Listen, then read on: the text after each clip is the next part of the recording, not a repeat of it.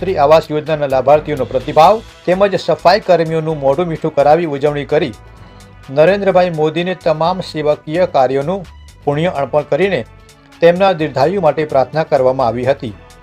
આ કાર્યક્રમ થકી લોકોને એક પ્રેરણાદાયી સંદેશ પૂરો પાડ્યો હતો।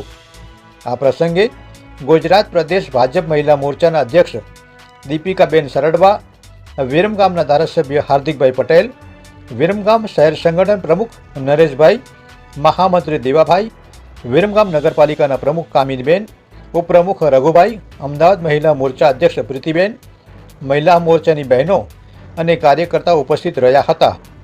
આ સમગ્ર કાર્યનું સફળ સંચાલન વિરમગામ નગરપાલિકાના પૂર્વ ઉપપ્રમુખ દીપાબેન ઠક્કર દ્વારા કરવામાં આવ્યું હતું। Munna Bohra, India crime coverage news, Viramgam.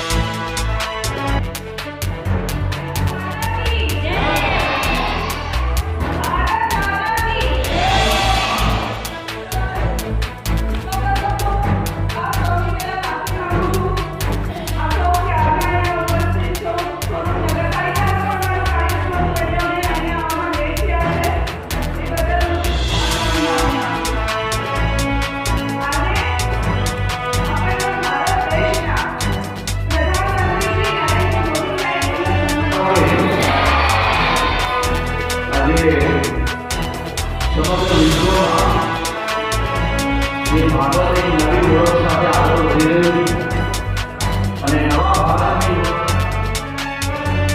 અવસરને વિવિધ સેવાકીય પ્રવૃત્તિ કરીને ઉજવતા હોય છે।